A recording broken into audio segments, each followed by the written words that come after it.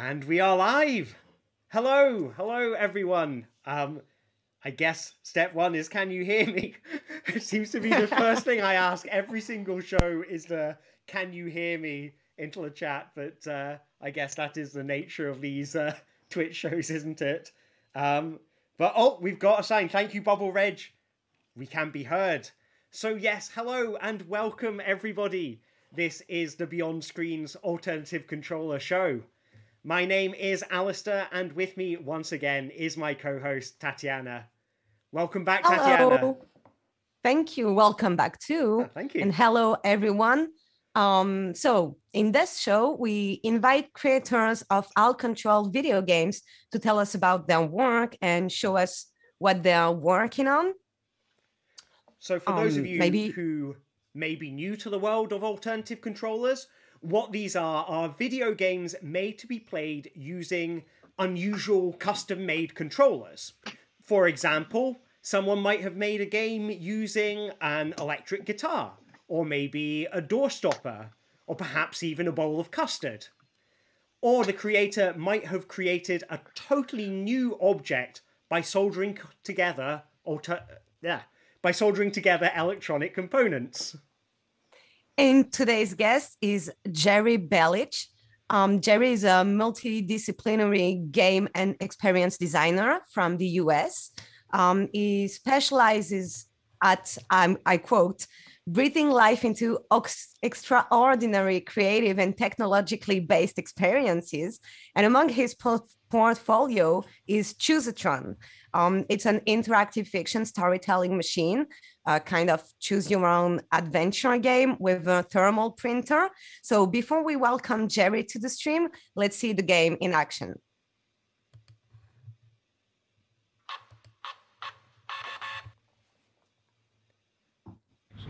Hi, I'm Jerry Belich, a software developer and a storyteller, and I'd like to talk to you about the Choosatron and the stories it tells. The Choosatron is a mini arcade kit that plays choice-based story adventures, and best of all, you get to build it and program it yourself. Imagine a classic choice storybook inside a small machine, and instead of flipping pages back and forth, the words pour out in front of you, only pausing so you can decide what you want to happen next. With an inkless thermal printer, you get to keep every journey. Your support will fund the first manufacturing run of our newly designed circuit boards. This is one of my prototypes that was featured in the July issue of Wired UK. The Choosatron is powered by a Spark Core wireless module, so you can download stories with ease. And best of all, the Choosatron board comes fully assembled, so your kit is a snap to build. There's also a port for connecting two Choosatrons together for our planned two-player feature. Try your hand at a quick round of Prisoner's Dilemma, or explore an ancient temple with a friend. Or maybe a game involving street fighting, where each move is described with excruciating detail.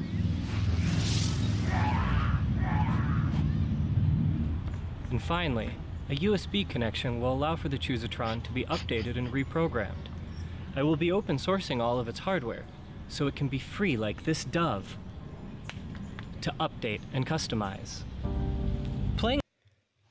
So everybody, let's have a big round of applause and welcome to the show, Jerry Belich. Woo! Woo! Hi. Hello, Jerry. How's it going?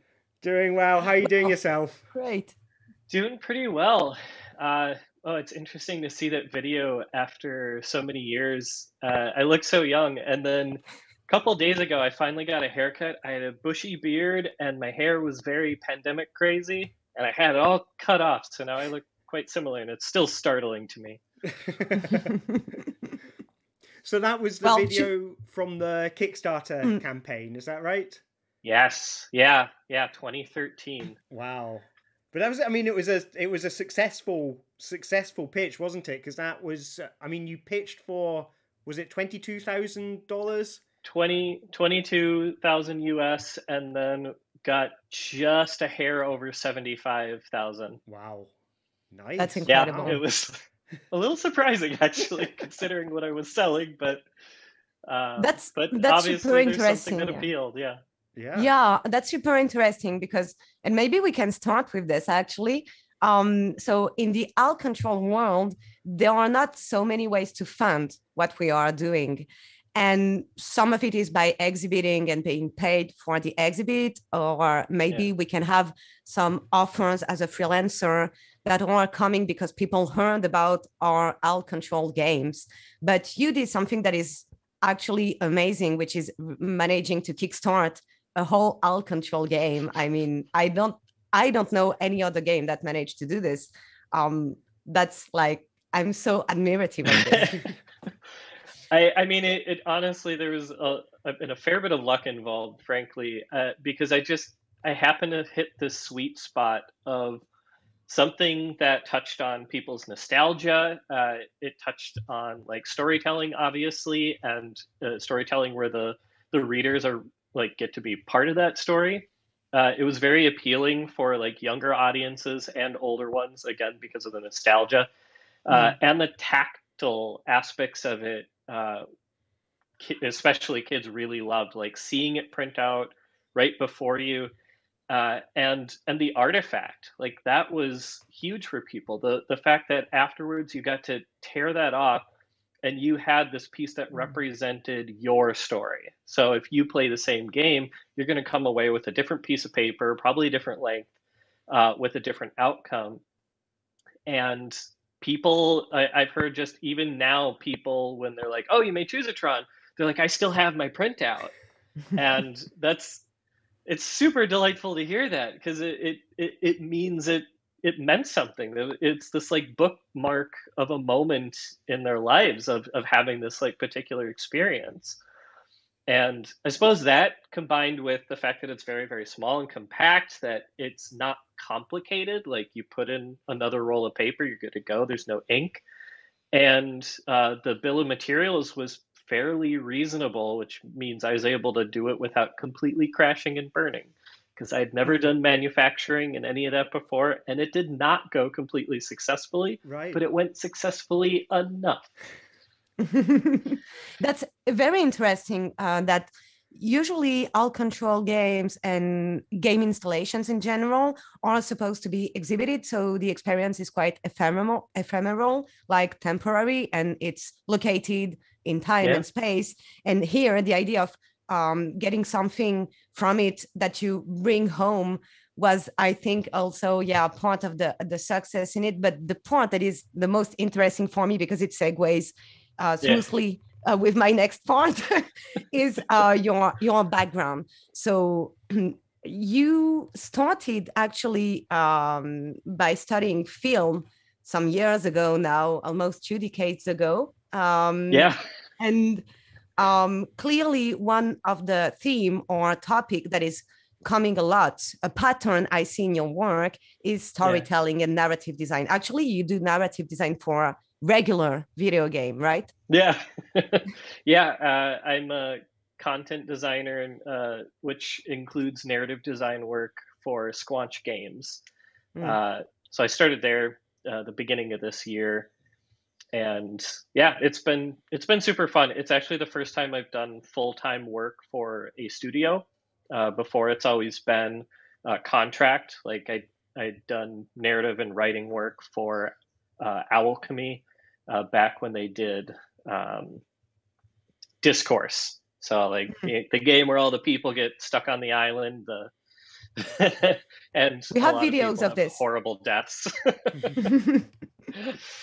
But it's been exciting to get to do that in like larger teams and kind of be part of a bigger experience. I think a lot of the alt control work for me has been by necessity rather solo, but all of my favorite experiences have been like having the chance to collaborate and build with other people. That's my biggest regret with Choosatron, is all the collaboration was out of desperation, like, and kind of forced, rather than having kind of those collaborators up front and being able to really develop it with them. And so like I'm happy that I was able to develop it, but I wish it could have been something I worked more with other people on in a more structured way. Yeah, So yeah, just this course is a game that is kind of like Lord of the Flies. It's a Lord Yeah. of the Flies style game. Maybe we can show it quickly, but it's more regular video game because Jerry is also making narrative design content for traditional video game, traditional in the form, I mean.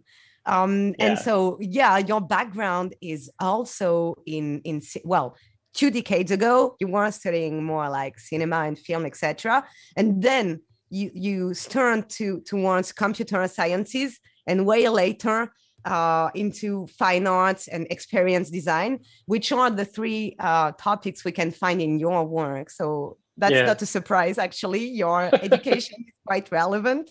And that's interesting for me that basically your work is very you explore the whole spectrum that goes from artsy art house games to more traditional video game. You have works like I'm thinking about Nature Machine, which is much more artsy. At least I think it's more artsy. I don't know very if much.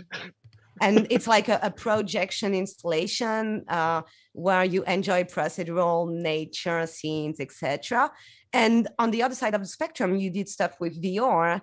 I'm thinking about Ghost Dentist, which is maybe you can talk about Ghost Dentist because the pitch is incredible. Ghost Santos was one of the most fun things I've ever done. I worked on that with a number of other collaborators. Lisa Brown actually recently mentioned on Twitter that it was her favorite project to work on, and she like used to work for Bungie and all this stuff. But it was just such a silly, perfect confluence. So primarily the design and work on that was with Mike or Mickey, as I call him, Enoch, doing the coding and stuff, and then Lisa with production and design, and me, a little bit of both of those, and then working on the alternative controller. But the original concept was this was for Train Jam, and I really wanted to do a VR game on Train Jam because it felt like a really bad idea. Like you got to explain Train Jam. I'm not sure everyone knows what the Train Jam is. It's the most wonderful event created and run by Adriel Wallach that is before GDC, so Game Developer Conference in San Francisco, the big thing that has all sorts of problems, but like we go because we see the people we love, right? But Train Jam starts in Chicago, and we take the Amtrak all the way across the country. So it's, you know, a little over half the country to San Francisco. It's like 2.5 days or 3.5 if we get stuck like we did the last time. And over that course, everybody in the train is making games. After the first couple of years, I think it's gone 6-7 times now. We were able to buy out the entire train. So it's literally everyone on this full train making video games. And so you collect with people and just like ideate and experiment and come up with something and try and have it finished by the end when you arrive into San Francisco. And so for this, the year we did Ghost Dentist, I really wanted to try a VR game. I was talking to Mike about it, and he had some VR equipment available. And I was like, I think it'd be really fun to try because it's just like, you're on a train, it's moving, it's wobbling around. Like, can you even do VR on a train? And I like Train Jam because it's such a great place to experiment and to fail and to like come out with something where you're like, this is a hot mess, but there's like something interesting I discovered in that experience. Ghost Dentist actually went surprisingly well. And we, the original pitch was, I just wanted self-dentistry. I thought it sounded awful because people hate going to the dentist. I actually don't. I like the feeling of that metal hook on my teeth, which makes me a monster, I'm sure, but it just doesn't bother me at all. It does. Needles don't bother me. The drilling itself, like, it takes a fair bit to really get to me. And so it was basically a joke concept of putting people through that. And it was a response to the type of horror games I was seeing in VR, which I hated, which were all the jump scare ones.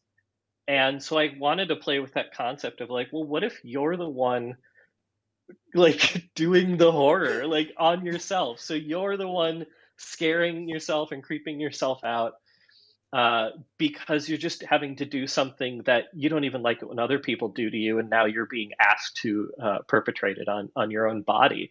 So just kind of that body horror element. The ghost aspect of it came out of the fact that there was no game loop. If you fix your dental problems, then what do? Like, you're done. So I was like, okay, how about this then? You're a ghost who has a successful dental practice with living patients. The patients come in, you possess their body in order to do their dental work. So basically about a dentist who was unwilling to let go of his successful dentistry practice after his death. But that created the narrative background that allowed for a game loop that could be continuous. So you could have new patients coming in, new diseases, new problems to deal with. And then going back to the body horror element, to really send that home, I created a face mask, and I used this resistive rubber band. And I found out about this from Robin Baumgarten. He had just made like a little prototype game where you're stretching it and like bouncing animals or something. It was really cute. And I was like, oh my God, that's such a cool, like, just piece of, because especially how simple it is. It's just a stretchy rubber thing. And I love components that are so simple and can provide so much versatility. And so I strung that through the VR helmet to the face mask, and that allowed me to do a one-to-one tracking of how open the player's mouth is. So at the very beginning, you would just have the player kind of just stretch their mouth open and closed, and that would calibrate it because it would see what their maximum was. And then we could track that pretty well. And then the final piece to the puzzle was sewing in vibrational motors, like in cell phones, around the jaw, so that as you were drilling certain parts of your teeth, it would vibrate those teeth. And the best comment I got when we exhibited this at Amaze in Berlin was that it actually felt more realistic than actual pain because of the disassociation you have with a sensation when you're anesthetized. Because you don't necessarily feel the pain itself, but you can still feel that there's something grinding on your teeth, that there's vibration happening.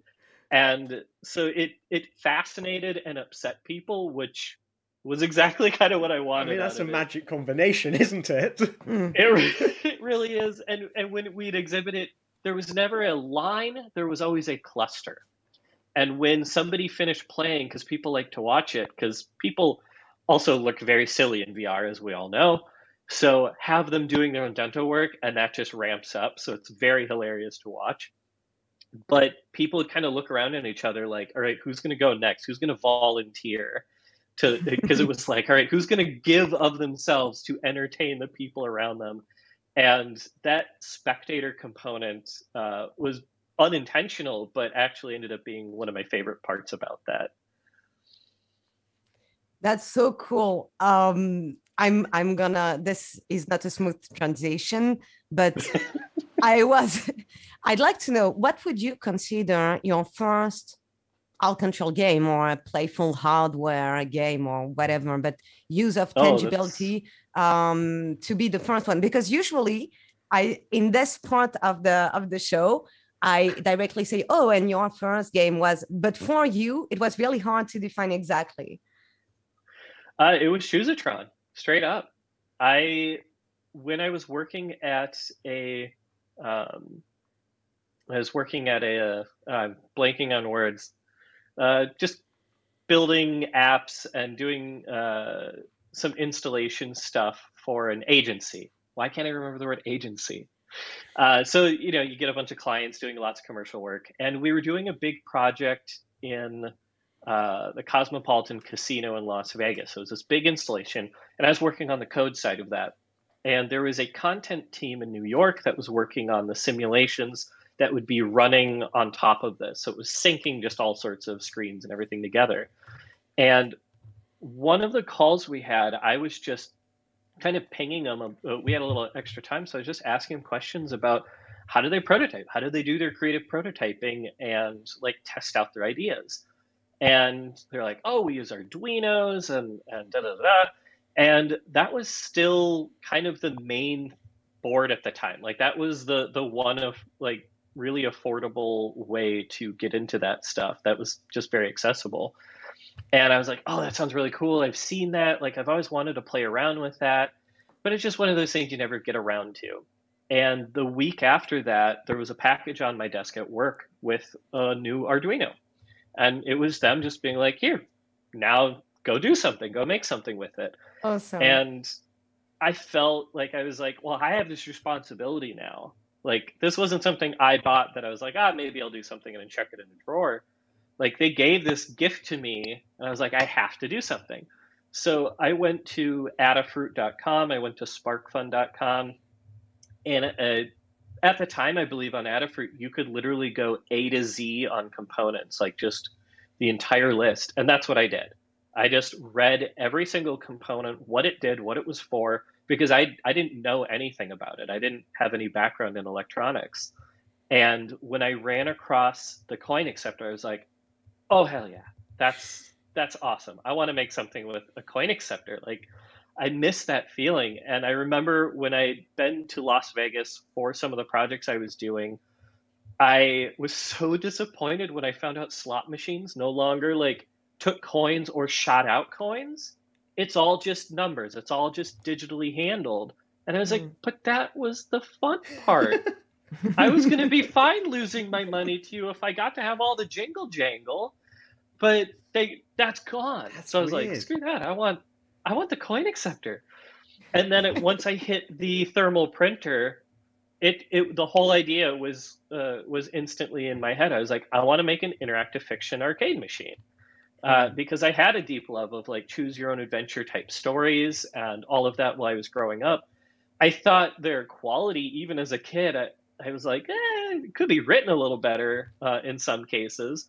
Because I was a huge fan of, Douglas Adams and reading Lord of the Rings and stuff like that. So I wanted this like really clever, deep fantasy and science fiction and all that. And I was like, oh, if only you could have those kind of authors like creating that kind of content.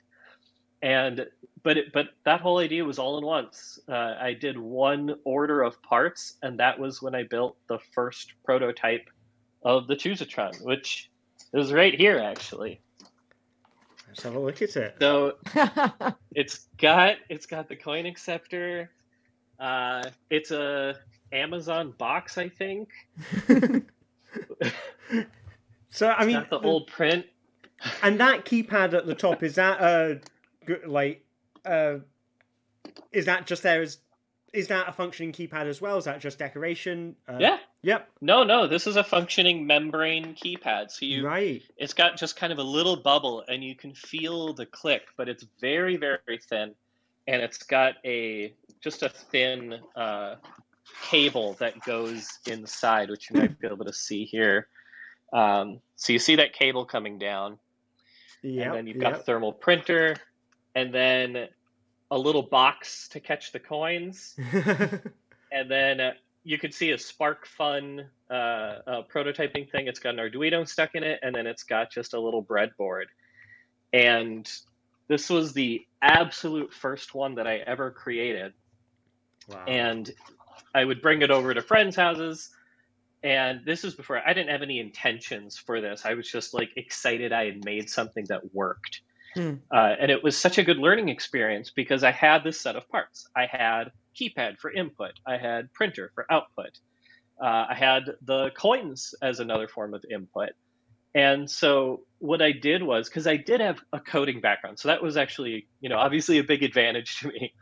I basically isolated each component and I was like, okay, how do I talk to the keypad? And I wrote test code to just figure out how it worked, how the matrixing worked, and then just being able to reliably use it. Then I did the same with the coin acceptor. I did the same with the printer. And then once I felt like I had a basic understanding of each part individually, then I started coding them together and creating the actual, just kind of that synergy of components and how am I going to actually play a story on it? And how am I going to author that story? And how am I going to get it on the microcontroller? And solving more of the technical software problems, which, although were somewhat complicated, I had more of a background to draw from. So how did you go from you know, you had the prototype version in the cardboard box and everything. Yeah. Like, and obviously there came a point, particularly when you needed to ship it out and stuff, you needed something that could be manufactured. Like, how do you, and like, presumably you're working out all the kind of the Adafruit prototyping parts out of there and replacing them with presumably more compact version. Like, how do you do that? How do you make that transition? Yeah, it started, so that transition, I'll try to make this quick. So once I had this one, there were friends that were running a literary magazine locally. And so they would have some parties every once in a while. And they were like, hey, we'd love it if you brought one of these to the party. And I was like, oh no, every time I move that box, it would stop working because wires would pop out. So then my first step after that was I need to create one that can actually survive being moved. So I made this one, which was just hand cut foam board. It's just a straight up box. It has a top slot for the coins. It has a more robust keypad and then a larger printer so it could hold more paper in it. So that was purely to solve the problem of there's going to be people touching it all evening and I can't fix it every 5 minutes or it's going to be terrible. Yeah. So that was the first step. And then after that, when I started getting encouraged to start thinking about doing a Kickstarter, and in between some of this, I had gone to London on a sabbatical for like a month and some change. And I happened to bring the raw parts of a Choosatron with me. So no case or anything. But I thought like, oh, what if I just want to tinker and sit around at a pub and program for a while? Like it's nice to have a project. And I was invited to a storytelling conference from a friend over there. And while I was there, I happened to have all the stuff in my backpack and I showed it to some people. And one of them worked for Wired UK. And so he wanted to write an article about it. And I was like, great, this is awesome. And so that meant, of course, I had to make another one because I wanted it to be a little more presentable. And I, as much as I love the coin acceptor, it's not super practical at events because I would have to bring a thing of coins and then keep refilling the coins. And so that just got to be a pain. And by removing that, it meant I could change the form factor to be quite a bit smaller. Right. And so this was my first attempt at still using a cardboard box. It's just spray painted, but reducing it. That is considerably less wiry. Considerably less. And I'm not even using an Arduino at this point. I'm using the Atmega 328P chip. Right. But it's completely built on my own board to remove any unnecessary components. So that's to answer part of your question. That was step one. Is well, if I just buy only the pieces I need, I don't need this special board. I don't need this other stuff. I have a program where I can put these chips in, and then I have stories on an SD card that it pulls the data from. So this was kind of that first step, getting in that direction of what can I take away? Even though I may not want to take all those pieces away, if I'm thinking about what this is for and who's going to be using it, how can I take that away? Because I can travel with something this size. That's easy. But it's a lot harder for the big box to be able to move around. And this was also the first one that was completely soldered. So that board is solid because every joint was I personally soldered down, and this needed to survive because I had to mail this to London so they could photograph it, so they could use it, whatever, and then mail it back. And I was terrified that it was going to fall apart. So I did my best to make it super robust and have the only points that could be a problem, well, just plug it back in. Yeah. And then when we got to the Kickstarter, that's when it really became a quest of what does it mean to make something a product? How do you actually reduce it down to those points? And I had some friends that did PCB design. So this was the first Choosatron that was specifically made to be a consumer product. So that board is a completely custom board.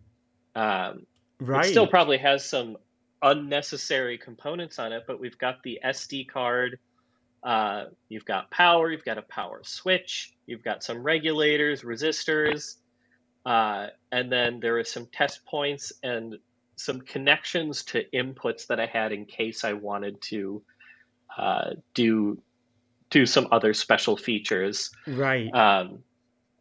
But this was the one that was originally going to be the Kickstarter unit, and then this was a very slight evolution of that, where we were working on where you could print out faces for the Choosatron. Right. So there would be an application on it that let you like print out special faces. You could kind of customize it and make it feel your own, but it's all still the same design, just all screwed together, laser cut components. And then what happened was I met the people at a company called, I think at the time they were called Spark, and then they changed the name to Particle. And so they had the Spark Core microcontroller, which was a lot more powerful than the Arduino. It had internal storage that, at least for texted like interactive fiction games, was more than enough to like have a set of 10 or 20 pre-installed. And it had Wi-Fi. So I got very excited about this. We kind of formed a partnership where they were helping me out with their chip and supporting me and giving me a decent deal on the actual microcontroller itself. And then that turned into what this one is, which is the final unit. And let's see if we can, that's the wrong side. But this allowed me to make essentially a dummy board that you would plug in their microcontroller rather than having it all built in to one piece. And the Wi-Fi aspect of it was meant to be a way to drop in pieces.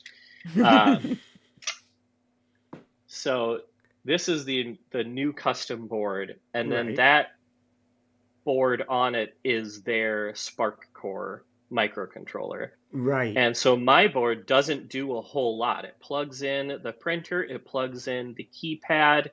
I did include special spots there so I could create arcade versions of this. And you can see the word coin right there.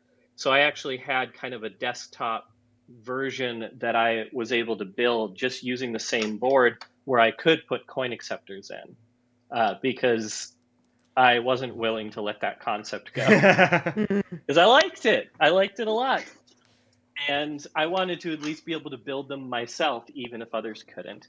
And then this is the actual chip that runs it. Right. And I believe I own the only remaining ones of this, because they discontinued it. And they gave me a chance. I bought like a couple hundred before, they stopped, so that I have a supply where I can like continue creating Choosatrons using the original chips and boards and not have to completely redo everything, which may or may not come in handy. Once I have access to a laser printer again, maybe I could actually start selling them again.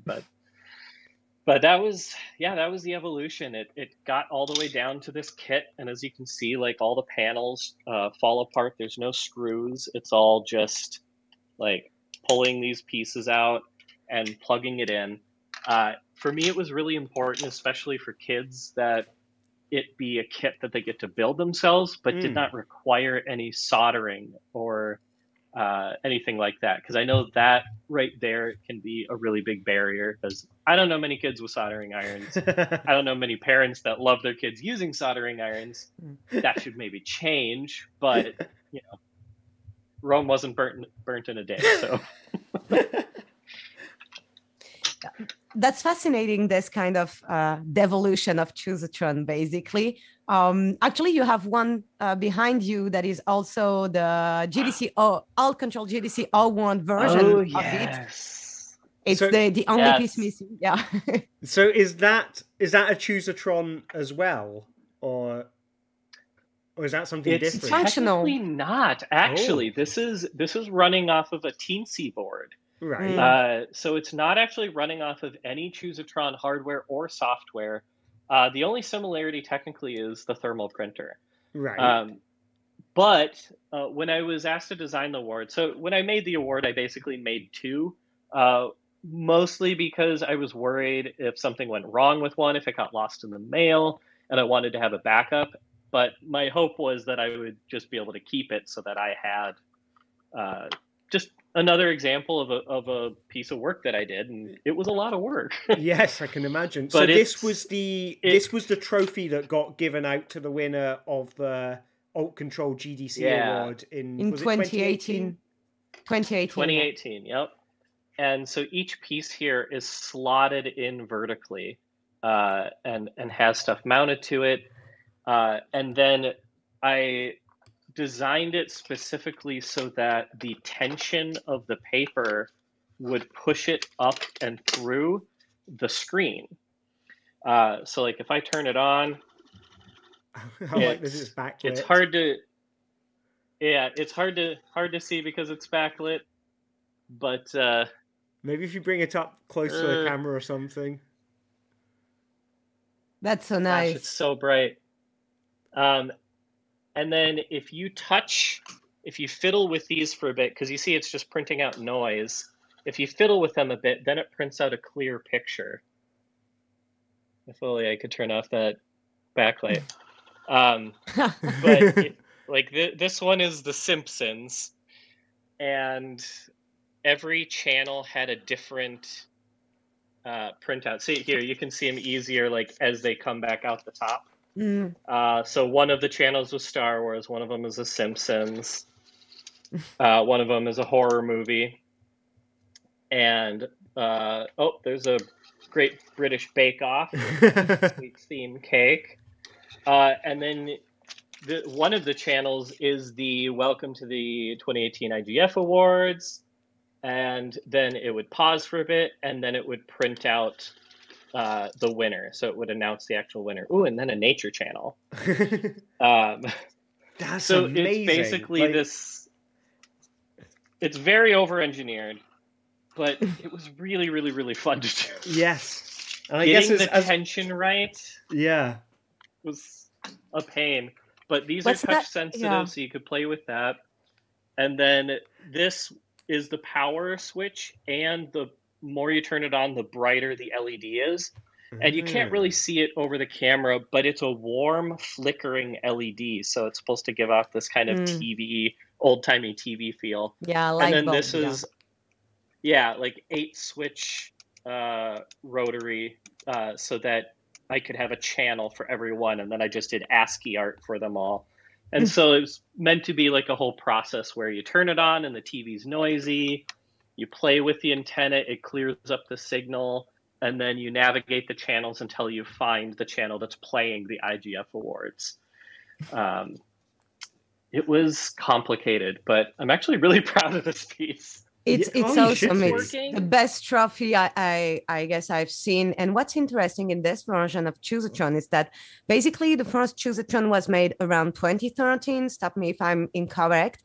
And this one was made in 2018. And in the span of 5 years, you made a bunch of games that have this retro vibe, using old TV screens, rotary, dial, phone, etc. I'm thinking about Afterglow, which is one of my 3 favorite game in a briefcase, with Wind of Venus from Robin Baumgarten, and the other one is the truly terrific Traveling something from Jess Market. Totally, and you have this, like, can I say, kink for retro communication device? Or I think that's fair. I think it's totally fair. I love old technology because when you look at how things were designed, so many of the decisions that were made out of necessity. It was necessity of materials. It was necessity of, so this phone, it has a sticker on it that says property of Michigan Bell, not for sale. And that's because you didn't own your phones. These things were expensive. And like the bakelite material and everything was very, very strong. Like it was meant to be like probably more durable than your walls. Yeah. It's the phone from your game, Dial ! We have a video for this.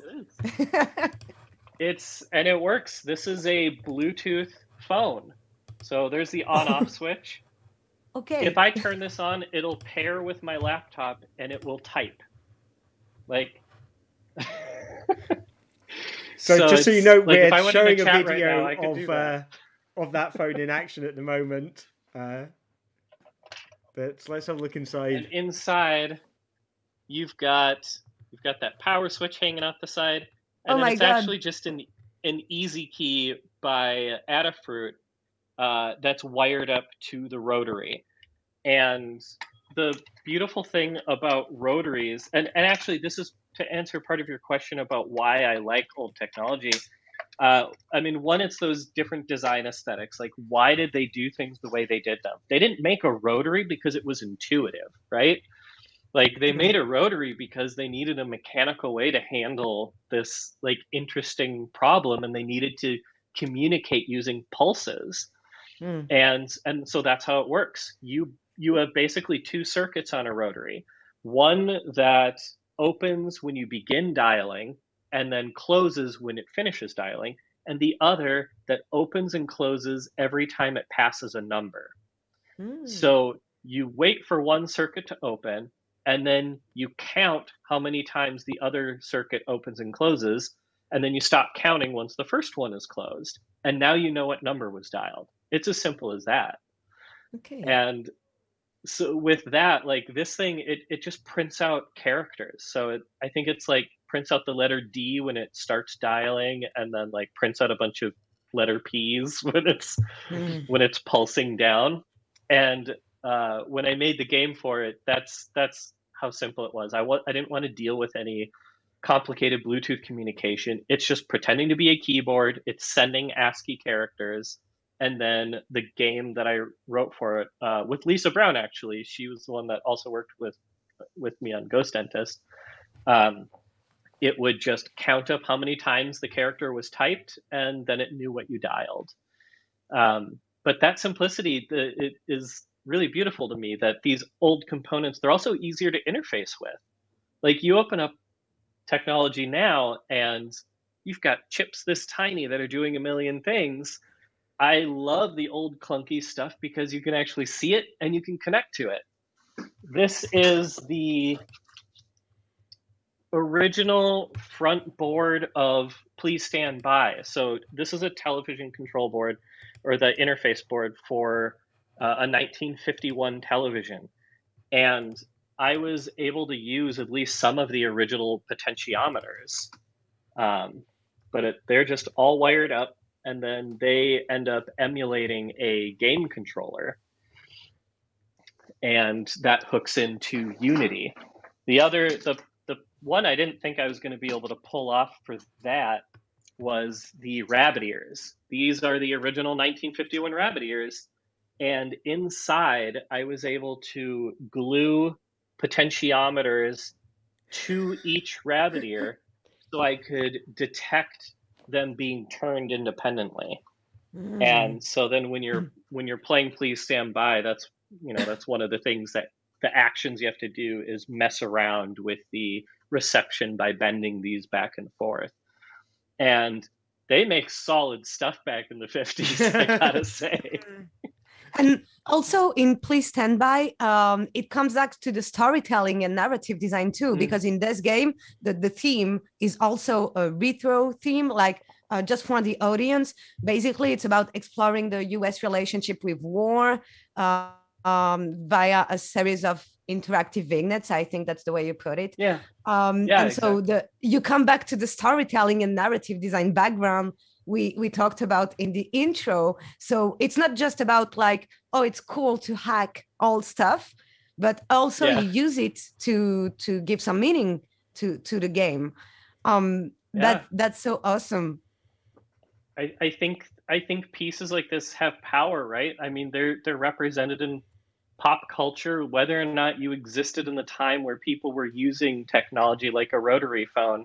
Like, there's a certain power to them, and they connect to the times in which they were created, and they have their own stories to tell. So for me, it's like when designing an escape room or theming a space, it is about those details. If you want to tell a story, set in the 1950s, then, being able to build in some of the ephemera from that time period and actually make interacting with it a part of that experience, I think can just be a really powerful way to connect all of those pieces together.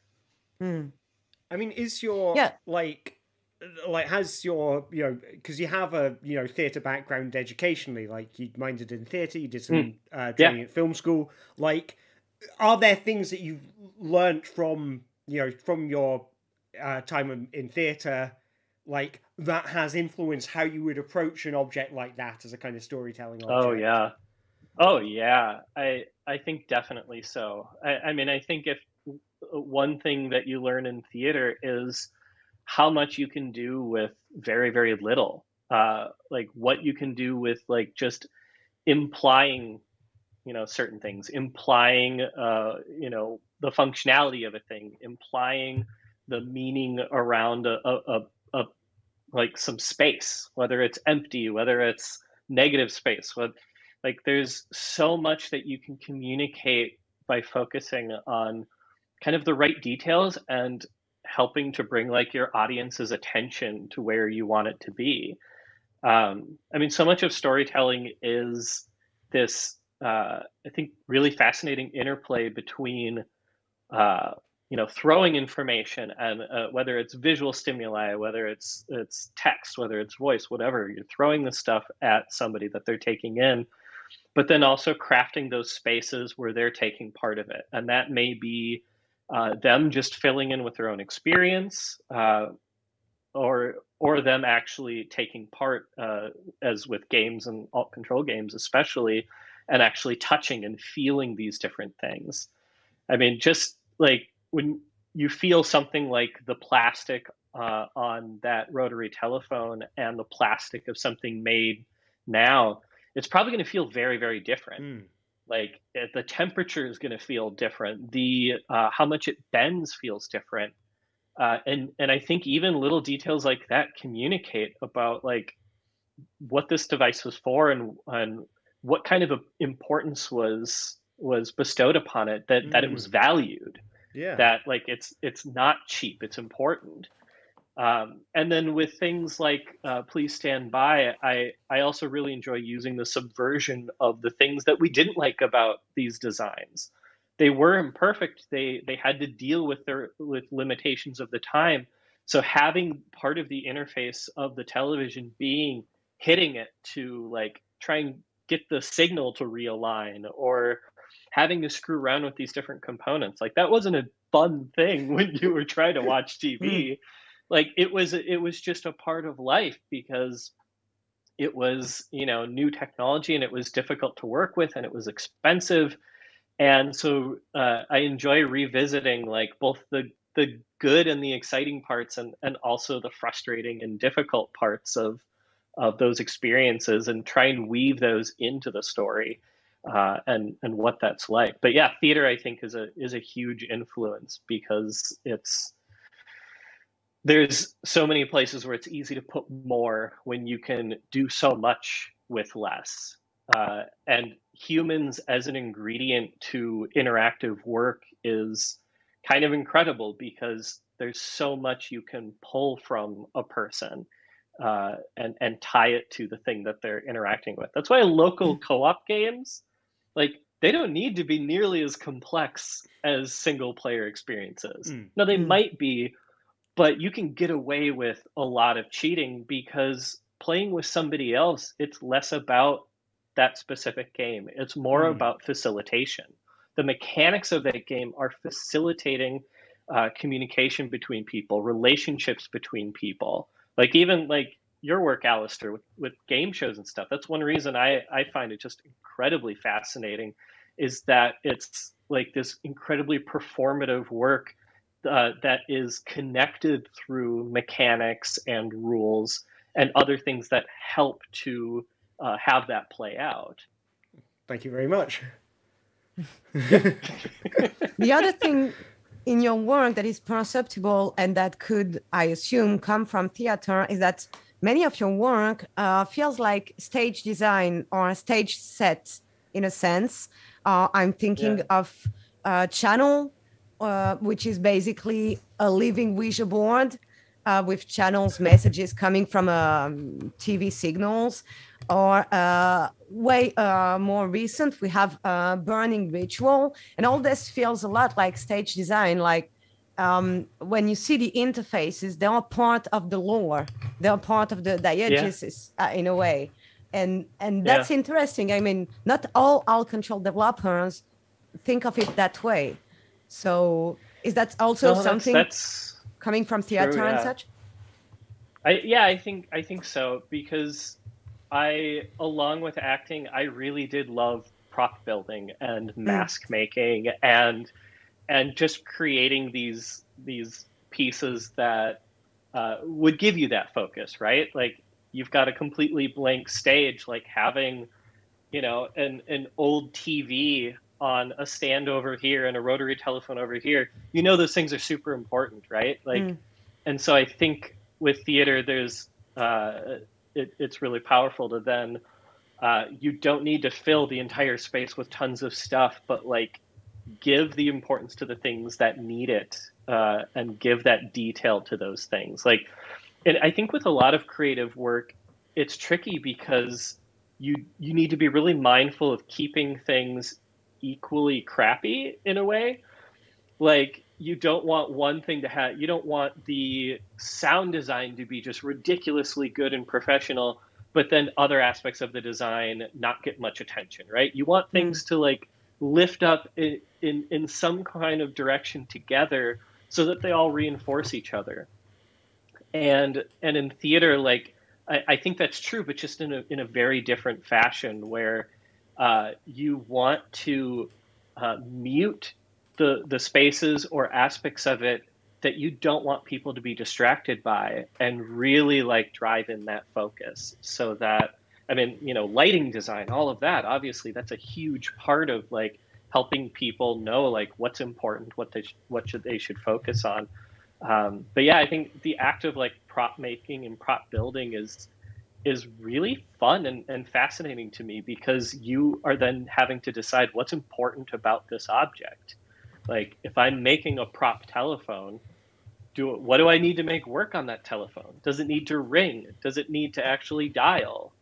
Does it need to actually connect to other things? Like, it'd be easy for someone like me, I think, to go overboard and make it a fully functioning like intercom system so that they could talk with somebody in the booth that's doing playing a remote character. But you know, you don't necessarily need to do that.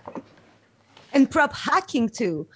You did a lot with Craigslist and Amazon stuff. I'm thinking about RoboMama's Cooking Kitchen, which is one of the most surprising game. I mean, when it comes to physical aesthetic of the objects, it's like an exception in your portfolio. And I think it's because you're hacking stuff you found on Craigslist. Sorry, we don't have this in France, so it's hard for me. Yeah.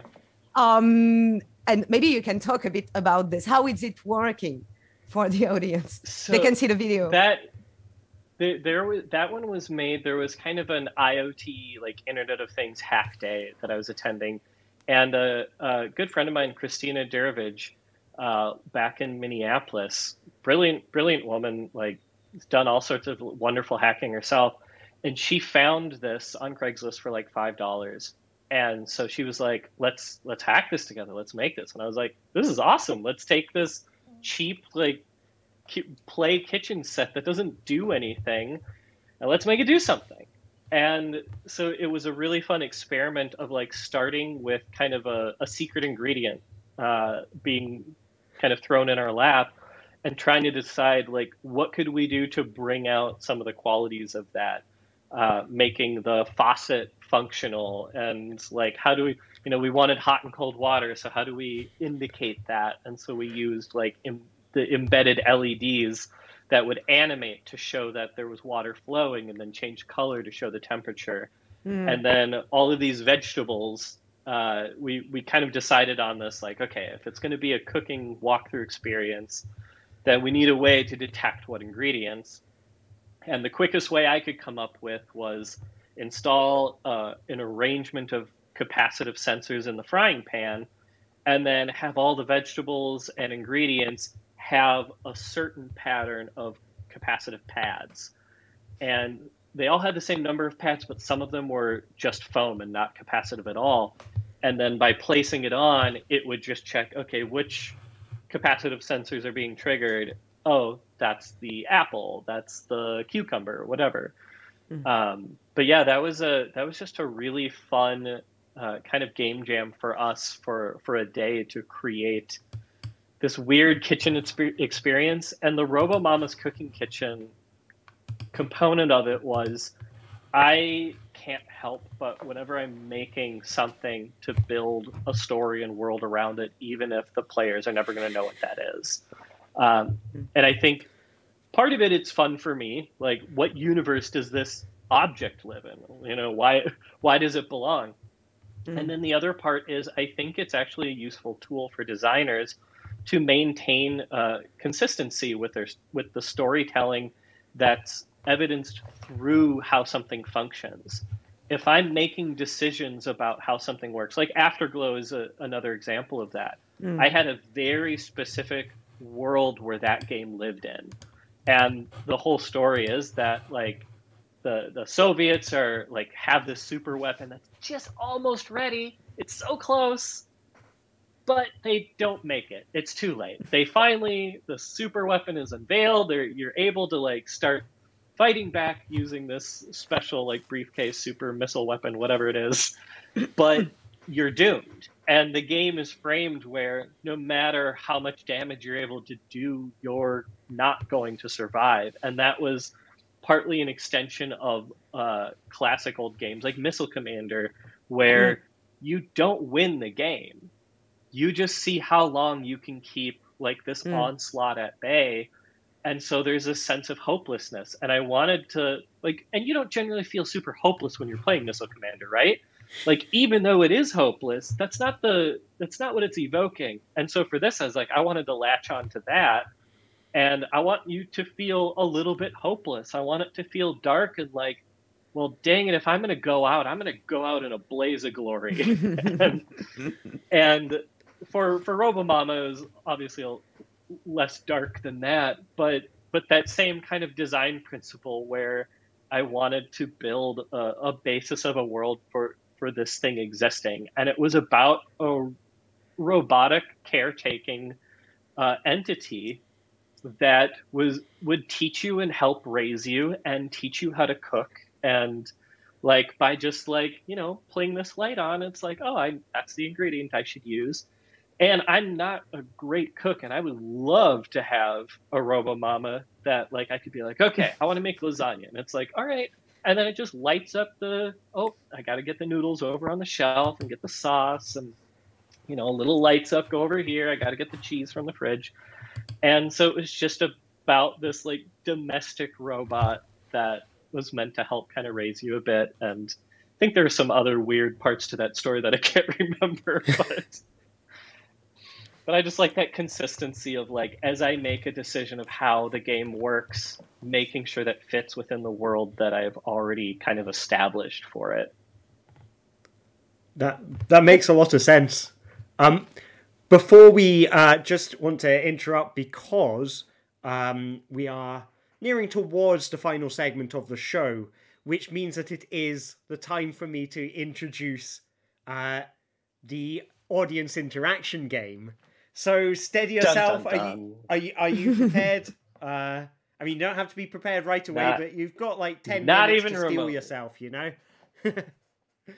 So what's going to happen is, and this is a segment that we do every week, is we are going to ask you at the end of our show to come up with a new game or a new controller. What will this new game or controller be made from? It's objects suggested by the audience at home. So, audience at home, I am going to press a little button to switch on the bot. So the bot is now listening to what you input. And audience, if you type exclamation mark followed by some words, then it will get added to the pool. So Bubble Reg has just added a smoke alarm to the pool, and the audience is free to add as many different objects to the pool as they want just by typing ! followed by the name of the object in chat. And then in roughly 10-15 minutes, it will be your quest, I guess, Jerry, to come up with a game made out of these things. Do you think you can do it? Game. Come up with a game pitch. For games. A game pitch, yes, to be I precise. I can do this. And I dream bad game ideas. Well, you dream about your games. Like you dreamed about this game Revolver, which is a Western themed tabletop game. You designed it a dream. You said that on your website. So totally designed in a dream. I woke up and I wrote down all the instructions for it.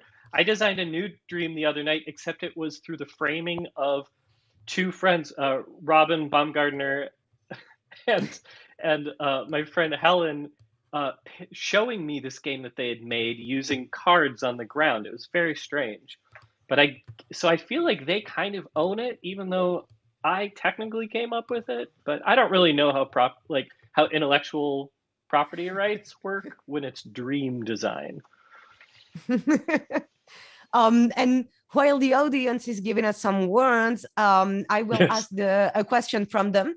Bubble Reg asked, or Reg, Bubble Reg maybe, asked, are there any particular older machines or older tech that you would like to do something with but haven't yet?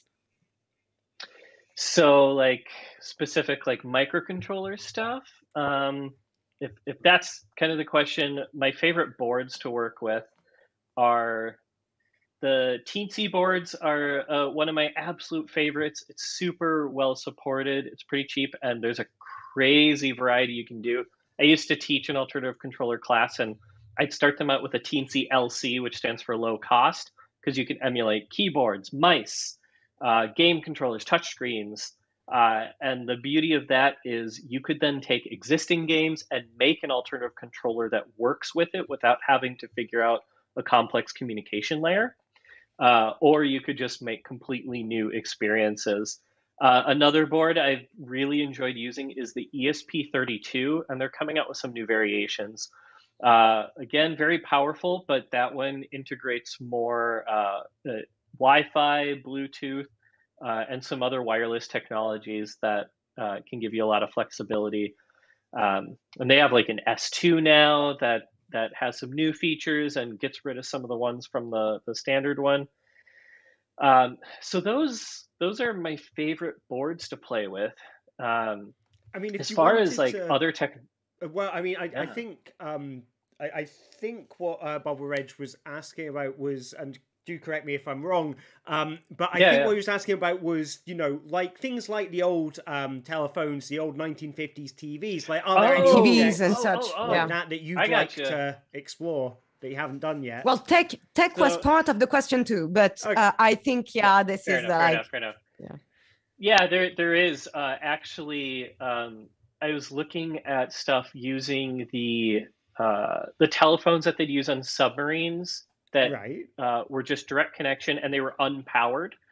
So I was really fascinated by the idea of using technology that specifically, it's using electronics, but it's meant to work without any kind of power source. And the idea of communicating between multiple players within a space with kind of like intertwined, interconnected, you don't know which phone's going to what. So that was one thing I was noodling around with. M Laserwalker already got the telephone like switchboard stuff. Yeah, so the good, jacks. so good. You got to take a look at that project. Yeah, it's Hello Operator. I mean, because those are so satisfying. Hello Operator, thank you. Because I mean, there's something really satisfying about quick plugging cables back and forth. My friend Helen that I had mentioned, she does a lot of like sound-based stuff, music instrument stuff, and I had been playing around with like what you can do synthesizer-wise on some of these controllers. And lately, I was specifically interested in the sensation of when you dip your fingers in water and you raise it up and you have these like droplets hanging from your fingertips. and you kind of like, drip them off. And I was really interested in making a kind of semi-melodic instrument that's just water-based. So using kind of the semi-random like flicks of your fingers to trigger tones and stuff like that. A lot of games I think I come up with start out as toys because I'm interested in a particular interaction or a piece of technology like they're bringing up and wanting to incorporate that somehow. Or Alistair, like even what the stuff we'd talked about somewhat recently, I'd gotten interested in like books and using and controlling the turning of books, which is morphed into a different thing. But the original concept being I wanted to control the rate at which like the pages of a book turns as a way of representing information. So like, I mean, what's more, I mean, as a piece of technology, like, because a book is a piece of technology, right? But like, it's very, very basic when it comes to like what's involved with it. And yet the idea of controlling the way a book changes its state, the way the pages flow, is actually a very, very complex problem. And it's an interesting object, that, because like just in terms of like what it conjures up, because the page turner of a book is very mechanical, very rigid, and the pages they're kind of binary. It's either showing or it's not showing. Pages are numbered with integers, but the process of reading is very analog. It takes a very variable amount of time, and the images that you get in your head are totally like totally user dependent. And there is this interesting kind of back and forth you get with that. Yeah. One of the other things that comes to mind is I've been interested in like wind. So I'd gotten some weather sensors. So being able to detect wind speed and other wind direction, stuff like that. And using air fans, small fans. So this is, I don't know, it's less like very specific pieces of old technology, but more like I think my interest has moved a little bit in the direction of like kind of natural phenomena and harnessing that to follow very particular sets of rules.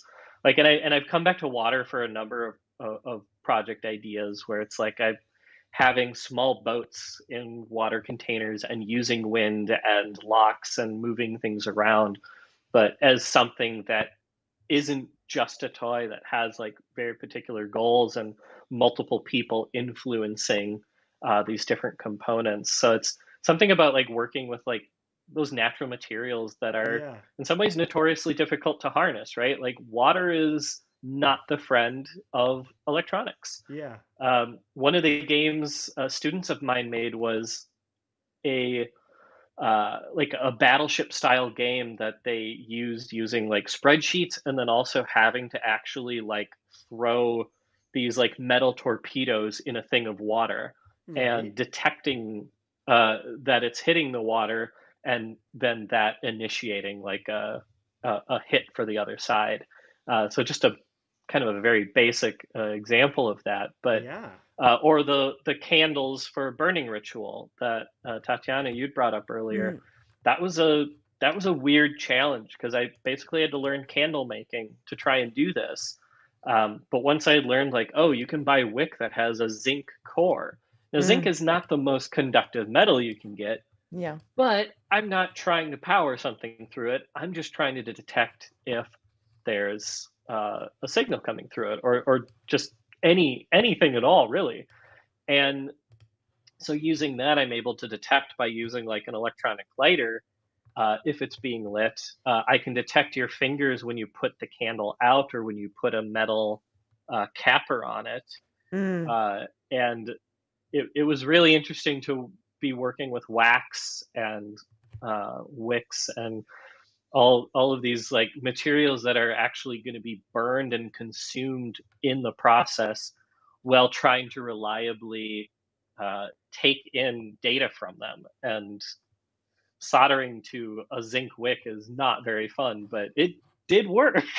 I like this idea of the consumption of the material. In a sense, Alistair, you work also with the book Ritual, which also have ritual in the name. I think that's a sign. And it's interesting because these are objects we don't have the same relationship to. When you know this will be consumed, you don't have the same emotional relationship to the stuff. The burning ritual is actually one of them. I'm really excited about trying this. I really hope I will be able to try it, because the mere idea of having a ritual as a game experience or a playful experience or whatever is, I mean, you need to go for a deep dive into human mind to really try to make something that feels like a ritual. That's what I mean. And I mean, in burning ritual, just the voice, the way it speaks to you, etc., it puts you in a mood that is rare to encounter in the alt control world. That's really cool. Yeah. And I didn't, like, the place where showing it didn't know I was going to be using fire, which is one of those, like, ask for forgiveness kind of things. And they didn't seem to mind. Like, I was very careful, but, like, part of that ritual is not only do you have a candle, but you're actually asking the participants to, after they've written things down on these pieces of paper, to put them in this bowl and to burn them. And but then some people, I think, got very nervous working with fire and would actually cause problems, because one person, like, put the burning paper in the bowl, and then for some reason they were worried about the fire in the bowl, so they blew on it. And then, like, little bits of flaming paper flew up into the air, and I was watching and I was like, that's not how you do that. But it does, I mean, doesn't it add so much to the experience when you know that there is something taboo about what you're doing? You know that, burning stuff, like, let alone, I think burning most stuff is considered a bit dangerous, but, burning stuff willy-nilly at an exhibition, it's something that you're not doing. So it adds to the atmosphere. It adds, attention to the experience, which I guess speaks to the kind of theatricality of it. Yeah, that's very true. Yeah. And yeah, it definitely is, like, a really important element of that mood building, like you were saying, Tatiana. So I'm looking at the time, and exactly. we are starting to run out of time. But that does mean, Jerry, that it is time for you to play the game. How are you feeling? You feeling pumped? I'm ready. I mean, I don't work out too much, but I'm as pumped as I can be. Yeah. Well, you're going to be working out the creativity muscle. Oh yes. So the greatest muscle in the skull.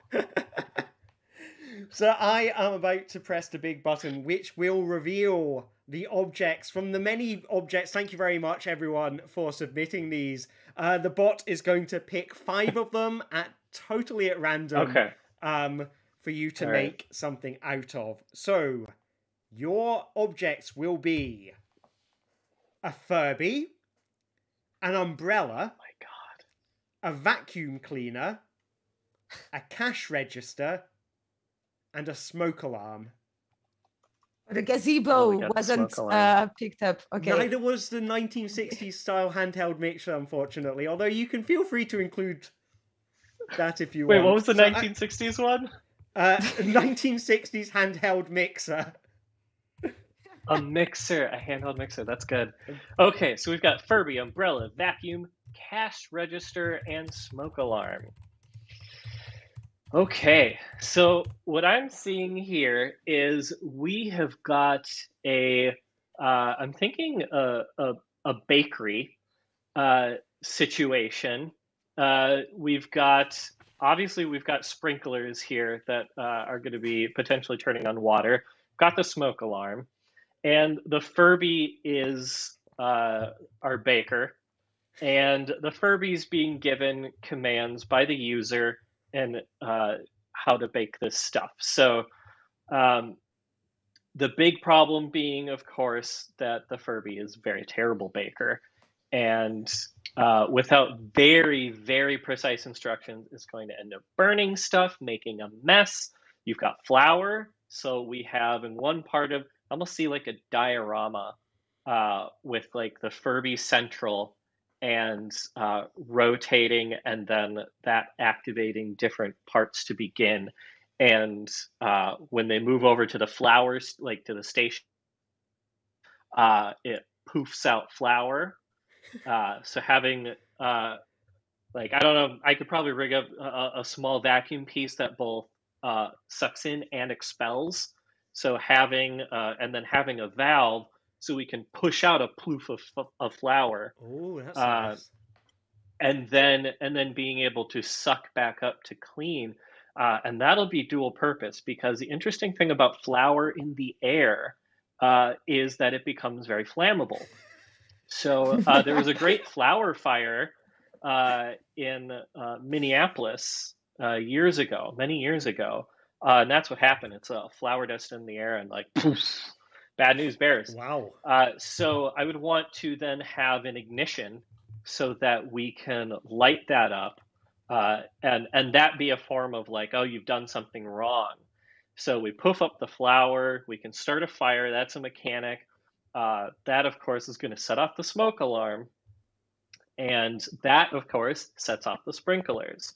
So you then, part of the game is not only trying to get through the series of steps to properly bake a thing, but when things go wrong, being able to mitigate those circumstances. So you don't want the Furby getting wet.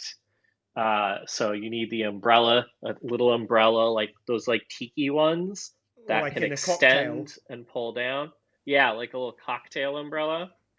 And then, so like customer comes in, I want, this particular thing baked, and maybe a little bit of that like RoboMama, where there's kind of like the lights and indicators of like, what are the steps you need to do? The Furby with its deranged speech capabilities, probably enhancing that a little bit. Or we could flip this around and the Furby is the guest. So have the Furby, like the customer, they're on a track that like rolls in, and then this automated kitchen, which maybe is kind of like what's the machine? What's the machine, like the fake chess playing machine? And there's a man in it. Oh, I know, like the mechanical turkey. Yeah. A mechanical Turk, of course. Yes. So you're the mechanical Turk of this like futuristic like baking kitchen. And so Furby comes in and creepily says what it would like, and then you need to like make this happen, dealing with the flour combustions, dealing with the smoke detector going up, because then also having an atomizer that's creating vapor that will set off the smoke detector, having like a little cute oven that like sends out like atomized vapor. So you've got that setting things off.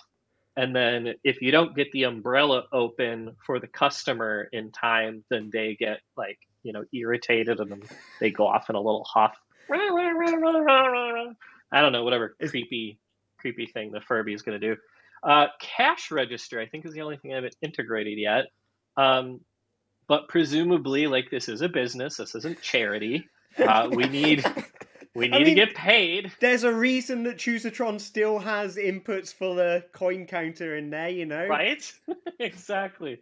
That's funding my desire for an occasional chocolate bar once a year. The nickels all make me.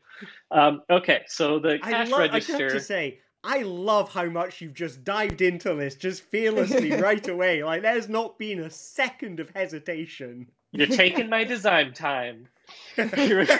Okay, so now Furbies are futuristic devices, right? They probably don't deal with paper cash or coinage. They're probably more of an Apple Pay or an Android Pay. So I would probably take an NFC component that you then like need to articulate with the Furby. So it's going to get a scary arm of some kind, so that it can go up and like touch the pay pad when the transaction is complete.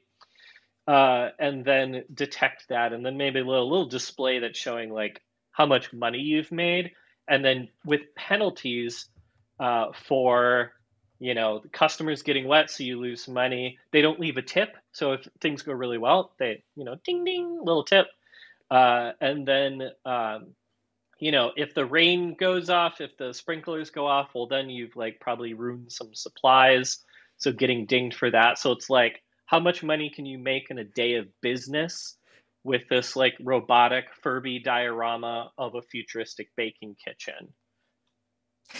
And we call it fur bacon. Fur bacon. Fur bacon, sure. Oh my, that was... Hey, they're not all winners.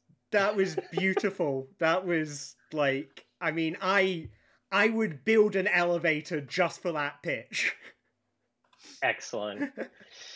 I'm guessing they probably wanted like a full-size cash register, but maybe it's like the whole thing plays out in like turn a cash register around, hollow it out, and that's like the diorama stage. Ooh. Oh, and then like use some of the cash register components just as like the and like connect those in, so you're not just playing, so all the sound effects are authentic, actual like sound effects from the actual device, using the mechanics of it for the sound and using that as the sound design. So you're not playing anything over speakers. It's all practical sound effects. I mean, this is visionary, is what it is. I want to play that game now. I have never heard such a vivid description in this segment before. It was beautiful. Welcome to my brain, Alistair. So Tatiana, if everybody go and have a look at Tatiana's Twitter after the show. So usually, I don't know if you are doing it this time, but usually Tatiana I'm trying. Puts together an image based on what the guest described, and that'll go up on her Twitter feed at MechBird. You've given her a lot to work with, so yeah, that's hard. To be honest, the cash register may be an old one because I'm struggling. Like I had to choose a Furby, and this took me like 10 minutes. So I'm doing my best here. Okay. Well, I am looking at the time, and I realize that you do need to head off soon. So, Jerry, is there anything else that you'd like to say before we close the show? Oh, let's see. I don't know. As far as like stuff I'm working on now or in the future, it's such a weird time, right, for alt control with the pandemic and everything. And on the one hand, I think it's been wonderful seeing people evolve and adjust with that, like how you folks have, both with like doing stuff like this to bring more awareness to it, streams like the Sonic stuff, Alistair, like and some of that stuff has really opened my eyes of like, oh, there's a lot of ways that we can play with the concept of alt control without it just being in-person physical interactions, and I think that's really powerful.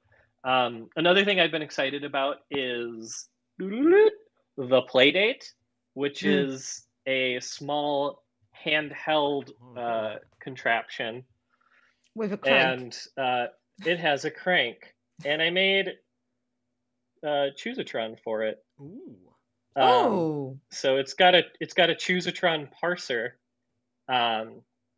with it, and this was a way for me to just play with like producing something without having to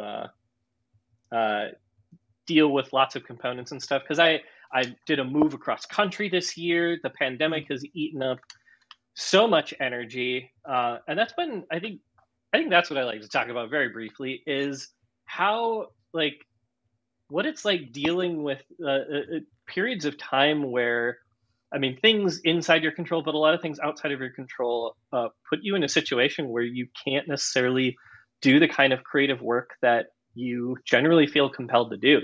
And I think it's a really hard thing where you don't have the energy or you don't have the time, and not having the energy to do it, even if you have the time, is incredibly frustrating, because you want to be doing these things and it feels very insurmountable. And so like one thing I want to say to people is be real easy on yourself, because it is a really difficult time. And even when you get into some of those periods of whether it's like burnout or just kind of the oppressiveness of how terrible the world can be sometimes, like give yourself a break and let yourself heal. And sometimes it takes more time than you like, but like that stuff doesn't go away. The drive that you have, the things that you're interested in, it may like evolve and change, but you're never going to just stop being that person. And that's something I've been trying to like work through myself, and find ways to gently keep myself engaged with new creative work without making a lot of pressure. And so like programming for the Playdate was a really great way for me to do that, because I got to take this really creative, unique piece of hardware that supports kind of these alternative controller methods and use that as a muse for creating some unique things rather than having to do everything from scratch and be like, what's the point? I can't show it to anybody. Nobody's going to know it exists. And it's tough because sometimes we do work for external reasons. Like we create something as a response to things that are going on in life, like whether it's a response to political things, whether it's a response to something like the pandemic or isolation. And sometimes we create in response to our own feelings and what we're trying to personally process. And like Nature Machine, that's an example of that. That was, I created that with Victor Thompson, a really great collaborator. He's the one that collaborated with me on Please Stand By as well. And like that one was a tough one for me because the reason I wanted to make it was because I was burnt out and I felt like a hollow husk of a human from like doing too much and doing an MFA full-time while teaching full-time while doing other work at the same time. And it was too much. And I was trying to think about the concept of meditation and what that means to someone like me who has a brain that, for better or for worse, sometimes does not quit and doesn't want to slow down. And I have a hard time relaxing and I have a lot of anxiety. And I wanted to create something that latched, like connected to my brain, but wasn't trying to get it to solve things or to win a thing or to min-max a thing. And these like procedural nature simulations and the music with that was all about that. And so bringing that to live events, the goal there was have a place where people could calm down and relax and not be necessarily overstimulated, but not feel like they were missing out on something. So they could still be taking something in at maybe a little bit of a slower pace and something that could just zone out with a little bit. So I don't know. It's a tough time to be a creator, I think, for anyone. And I think we all need to both like connect and take care of each other and like find those right collaborations and everything when you can, but also to just be really forgiving of yourself for all of that stuff. Thank you very much. Let's know some final word. Thanks a lot. Thank you very much. That's I mean, I think we can all relate to what you're saying, and that reassurance that what you just said, I think is because I think, you know, I'm sure we've all find ourselves in those places which you just described, and I'm personally, that is, you know, very, very similar to where I find myself right now. So like, you know, personally, I just like thank you very much for that, like those words, that motivating sentiments. I wish I could articulate it better. Yeah, but I of just course. think that was like, I think it's easy to see people that have done a lot of work and you're like, oh my God, look at this portfolio. But like, they need to know that there's a lot of struggle and a lot of stuff that goes into that. And it's hard. It's hard for everyone. So don't give up, reach out, talk to people like me. I always try to help people on Twitter and all that. So please don't be afraid to reach out on Twitter or whatever. And I always like to try and help when I can, but thank you so much for having me, Tatiana, Alistair. This is great. I'm so glad that you're doing this at all. I think it's inspiring for me. It gives me energy and hopefully a lot of other people. Oh, so cool. Thank you for being here with us tonight. And I think you have to go. It's literally time for your next meeting, I guess. Appointment. Yeah. Yeah. Thanks a lot. Thank you again. Thanks so much. Thank you very much. Bye, Jerry. everybody. Thanks for watching. Now, as Jerry moves on, Thank you very much for joining us, Jerry. Just a few announcements in terms of what is next for us all here at IndieCade. So at 3 p.m. Pacific, so that is in an hour and a half's time, we have the Korean Drive Time show where they will be playing the game Replica by Somi. So this is a game which is it's a narrative game played on what looks to be a replica of a mobile phone interface on your computer. Looks very strange and mysterious.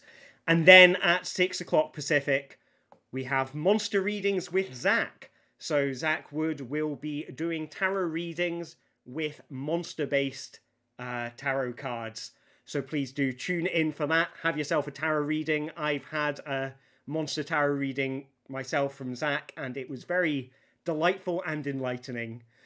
Finally, the Beyond Screens show, which Tatiana and I are part of, is every Wednesday, is the Beyond Screens here at 12 noon Pacific. There are... and here's the bit where I forget where I was on my script. But yes. So the Beyond Screen show features creators of playable theatre, escape rooms, and public play, as well as our alternative controller show on the fourth Wednesday of every month. So keep your eyes peeled every Wednesday here on the IndieCade Twitch channel. Also on the IndieCade Twitch channel, the highlights from the IndieCade Horizon event have now been uploaded. So this was an event where recent graduates from university and college courses were able to show off their work. So if you want to see the awesome new games coming out of the amazing new generation of talent, then have an explore here on the IndieCade Twitch channel.